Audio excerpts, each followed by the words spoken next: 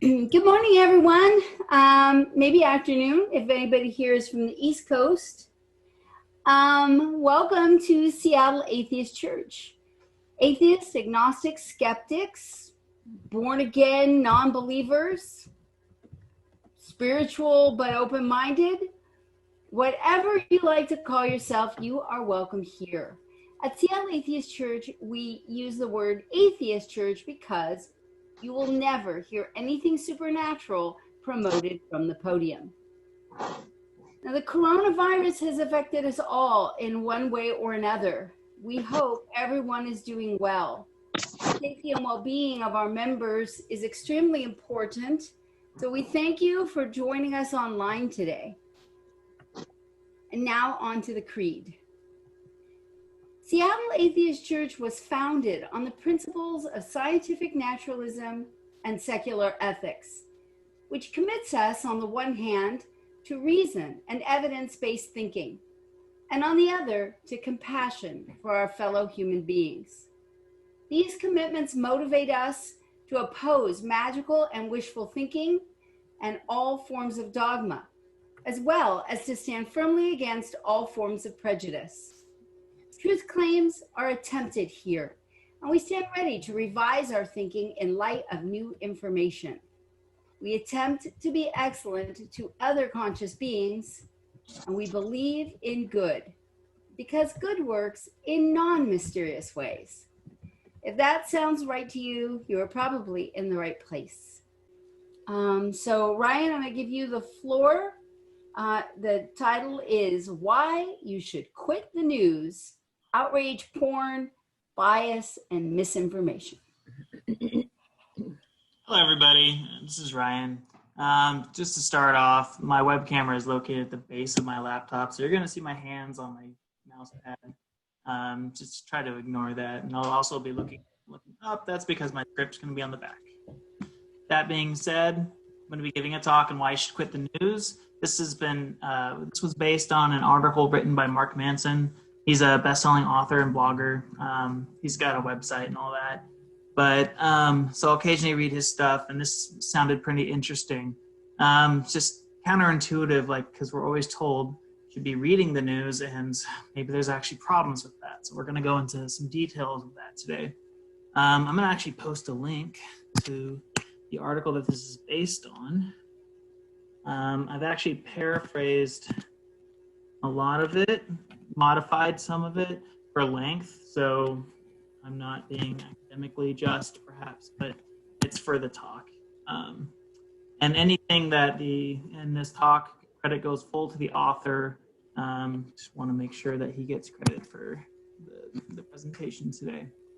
Okay, so I wanted to ask a few questions to get us started. How many of you have read at least 5 news articles this week? I don't know if there's a good way to to see everyone raising their hands, but I'm going to ask a couple more then. Works better in person. How many have you actually read the article versus just reading the title and skimming? Which is something that we're all guilty of. I do it too. It's just, and it's not necessarily a bad thing. Sometimes titles mislead. Where do you get your news from? Is it on social media, newspaper, cable TV? There's a lot of different ways. Okay. So many people think the news is important and obligation to prevent the decay of the social order. And I'm going to challenge that idea today. The news is actively damaging our culture, and most of what we blame on social media or the internet, the upticks in stress, anxiety, pessimism, and polarization, is misplaced. News media is the true culprit. So why is the news so terrible? When is the last time a news article actually affected you personally? The news is mostly irrelevant to us as individuals. The news does not tell you what job to take or what to feed your kids in the morning. So we're talking about things that might actually affect you, not just things that maybe the president said. If we're being honest, most of the value we get from consuming news has something to do, is having something to talk about with other people who consume the news. And considering that has a 50% chance of making you hate each other, even that value becomes questionable. The goal of the news is to motivate you to keep consuming the news. They present emotionally charged information that feels important even though it isn't. They catastrophize everything. They obsess over pointless details to human interest stories, and they aim to entertain rather than inform. These strategies produce the net effect of causing the consumer to feel like they're being informed, when actually we're getting highly skewed perspectives on mostly irrelevant events that have been blown out of proportion to get you emotionally worked up and upset. This style of outrage porn harms us in our culture. And here are a few examples of how. Number one, recurring trauma. Some studies find that many people who view catastrophic events, such as terrorist attacks, mass shootings, natural disasters, repeatedly over and over again on television can develop PTSD-like symptoms, even though they've had no direct experience of the catastrophe. Number two, they have agenda setting. When the news becomes obsessed with a topic and shows it repeatedly, people begin to believe that the topic is important, whether or not it actually is. Similarly, negative news coverage causes people to overestimate problems, believing that they're far more widespread than they actually are. Number three, cultivation theory. Studies report that people who watch more news tend to overestimate the amount of crime and violence that happens in the real world, because you get to see it nationwide. Number four, misinformation and propaganda. People who watch partisan cable news, such as Fox or MSNBC in the US, are actually worse informed than someone who watches no news, which is pretty interesting. Number five, stress and anxiety. News consumption harms our mental health. Consuming news generates a greater sense of pessimism, not about just the world, but your own life. So how has news become the cultural train wreck that it's become? So just giving a brief history on human networks of information. There are two types that I'm going to cover: centralized and decentralized networks. We have centralized networks that work like a town crier, yelling to everyone about the latest news. One person blasting out information. And then you have decentralized networks, which work like a bulletin board with different notes vying for your attention. So you can think, maybe you're not going to read the entire bulletin board, but this one has flashy advertising, so your eyes are going to be drawn to that. So it's competition for you. You choose where to go with it. So you could almost look at a world history as a tug of war between centralized networks and decentralized networks, based on whatever predominant communications technology was at the time. When centralized networks were prominent, power tends to be concentrated and autocratic, centered on the few people who have access to the bullhorn. When decentralized networks are bolstered, it's all about what groups can organize themselves and inspire followers. Centralized networks produce the tyrants, and decentralized networks produce the revolutions that overthrow them and reset the game. Following are a few examples of technologies that influence the spread of information through either centralized or decentralized networks. So you've got the written word. This was around 3200 BC, and it promoted centralized networks. People making proclamations, or the bullhorn. Writing was expensive, and only royalty could typically afford this, which is why it's a little counterintuitive at first, because you might think, oh, well, everyone has writing. Well, not necessarily. Writing costs paper and ink, and people who are educated enough to write them and had the time. So all of that was pretty much limited to people with a lot of money and the ability to read, honestly, at that point. The printing press, a couple thousand years later, invented 1440 CE, promoted decentralized networks. Printing press essentially just made that writing that was so hard to get really cheap, or at least a lot cheaper and easier to do. So, and it standardized things, so it was easy to get information out. Next, radio and television, invented fairly recently, 100 years ago, and it promoted centralized networks. Like writing in the ancient world, running a television station was prohibitively expensive and difficult, and only the elites would have access to the resources to do so. So again, at that time, we didn't have web cameras and all that, so it was really difficult to get the broadcasting money and all that out, blast it out. The great thing about that is you could get millions of people to hear the same message. And there wasn't nearly as much competition that we have today, which is the next one. The internet promotes decentralized networks. And as you're probably a little bit more intuition for this one, so while the internet has been great with tons of information and perspective, it's not lived up to what people originally thought it would be, which was kind of a utopia. In fact, public discourse has kind of gone to shit, and it's done so for a few different reasons. Number one, first, the old guard of media has faced the economic realities. For better or for worse, pretty much any kid with a computer can compete with them. This caused revenue to plummet and led them to cut large chunks of their staff, most notably investigative journalists and foreign correspondents, the people who made them reliable and trustworthy in the first place. Expensive news that took years of study and months to report were no longer economical. The traditional media giants began to look more and more like their amateur competitors, where their amateur competitors leveraged marketing strategies to make themselves appear far more reliable than they actually were. So number two, because everyone's phone is on them all the time, we're pretty much always compulsively checking social media and email, emotionally impactful information, regardless of its truth or utility, that spreads extremely fast. Thus, it's easier than ever to make a quick buck by indulging in the worst of human tendencies. Number three, finally. Third, by giving a voice to everyone, the internet unintentionally gave voice back to the uglier subculture of society, who were once barred from any mainstream attention, the bigots and the conspiracy theorists. In our idealism of giving the whole world a way to express themselves, we forgot that most people say really awful shit. So to this kind of historical thing, when centralized networks of information have the advantage, we get smaller quantities of highly relevant information. The danger of these networks is that they can easily be corrupted for tyrannical purposes, such as in the Catholic Church in the Dark Ages, or the totalitarian governments of the 20th century. Decentralized networks promote higher quantities of low quality information.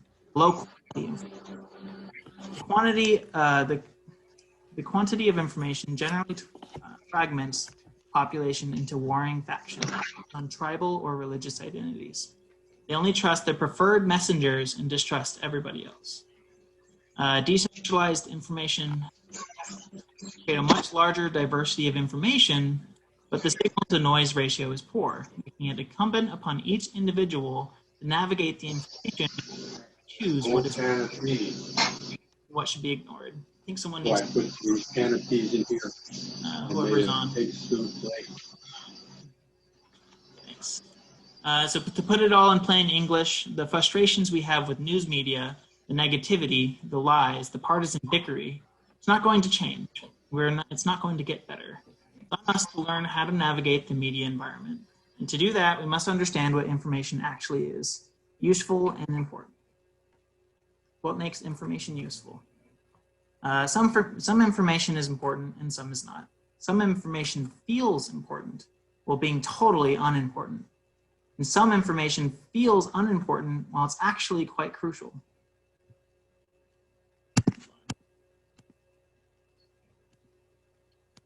This is why we've all experienced the decline of news media over the past 30 years. We've lived through the slow escalation of emotional impact at the cost of veracity and utility. On the one hand, we have more choice of information than ever before, but the average quality of that information is lower. It's simply the trade-off that comes with the technology.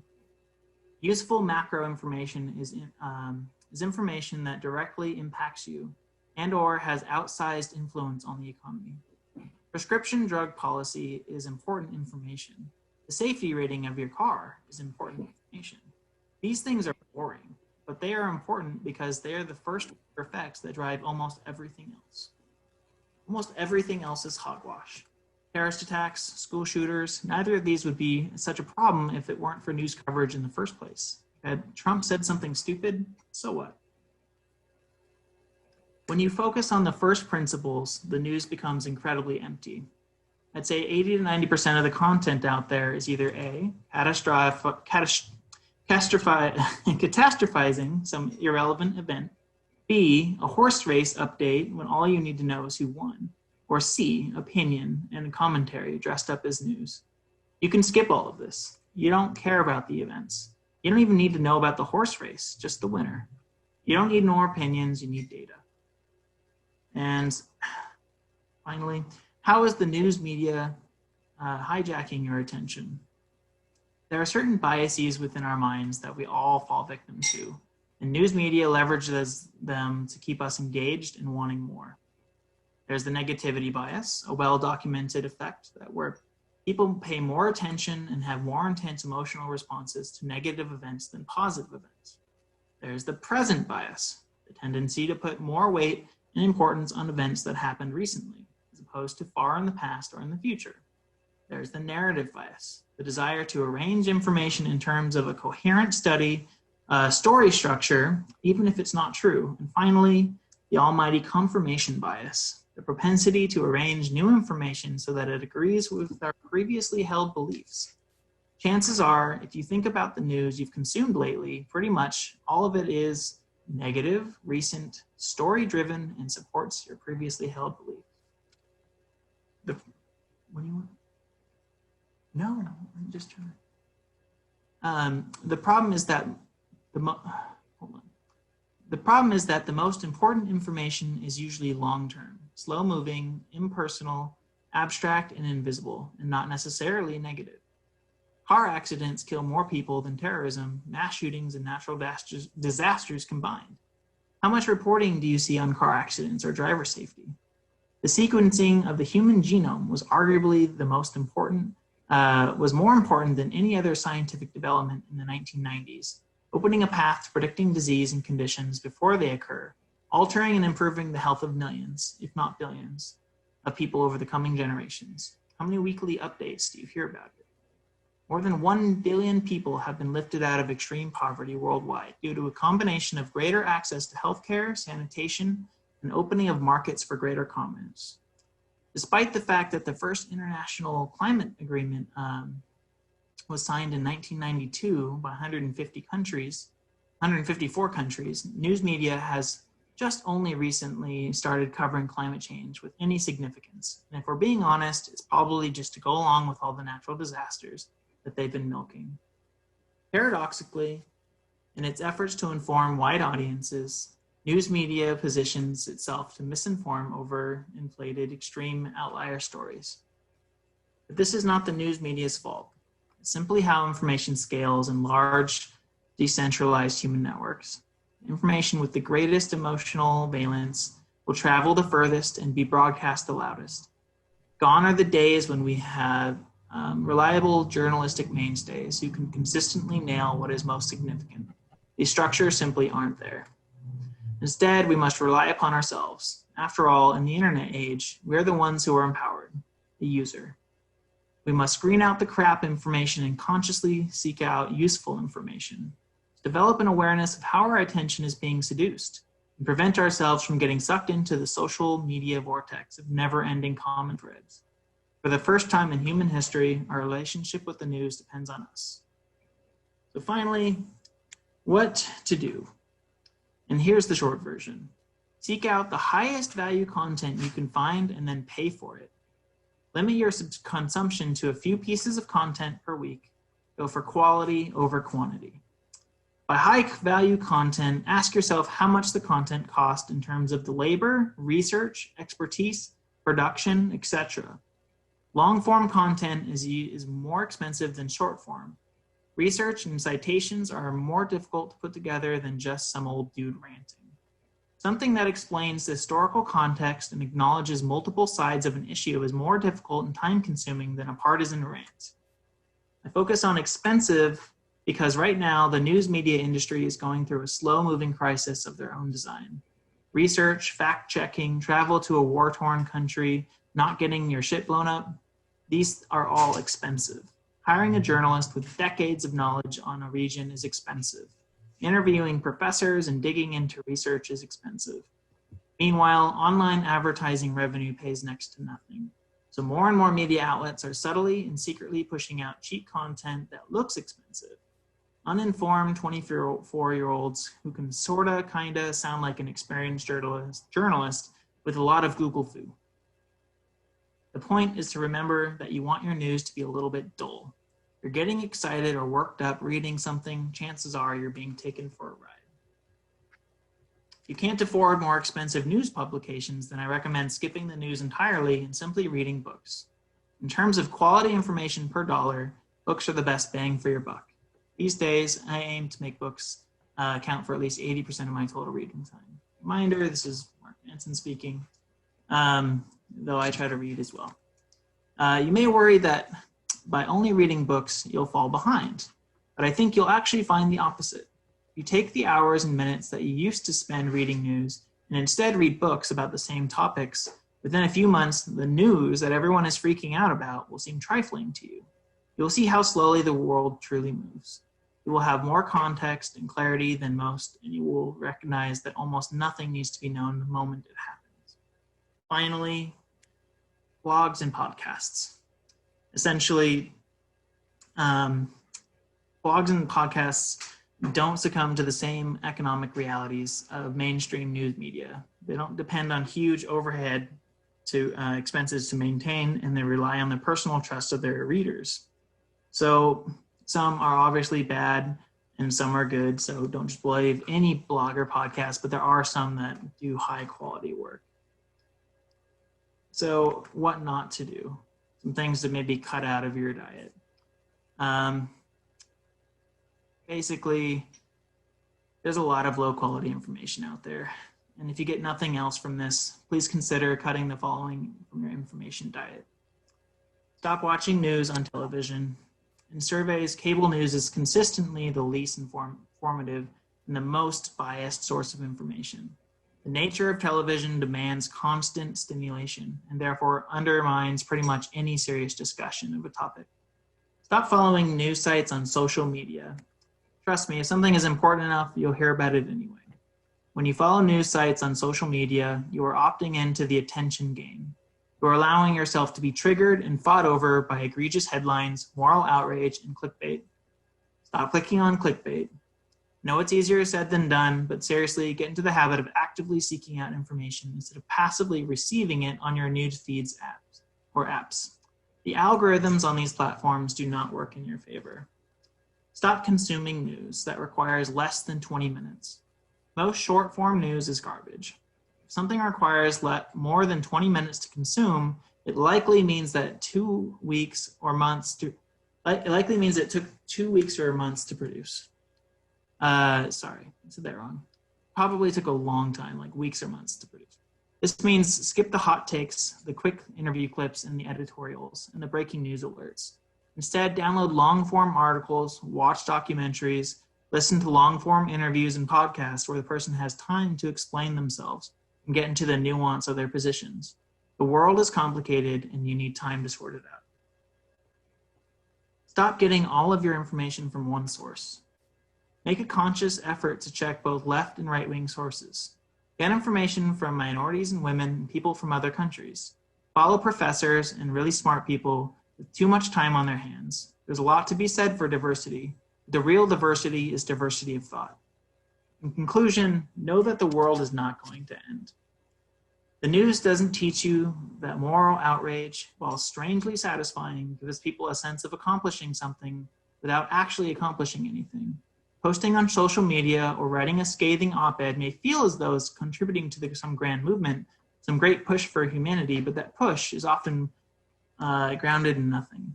And this is the ultimate failure of the news media as currently constructed. It creates a passivity, a false feeling that we're not somehow part of the narrative, that we're also watching it unfold. It lulls us into thinking that we don't and that we can't have some role to play in the drama. It convinces us that our obstacles are too great, that our fears are too deep, and that we are incapable of overcoming the same challenges that thousands of generations who've come before us. And with that, I wanted to mention a few sources to start the discussion, but things that I personally look into, and I would love to hear what everyone else has to say, but I've often I've read some Atlantic articles. I'll check NPR once in a while. One of the blogs I like reading is Wait But Why. And there's an awesome YouTube channel called, I'm not going to pronounce it right, but Kersagacht, something like that. Jack can tell us the pronunciation on that. And with that, that's it. Thank you, Ryan. Now it is our tradition to gather in a circle for group discussion. We're going to have to do sort of our online version of that.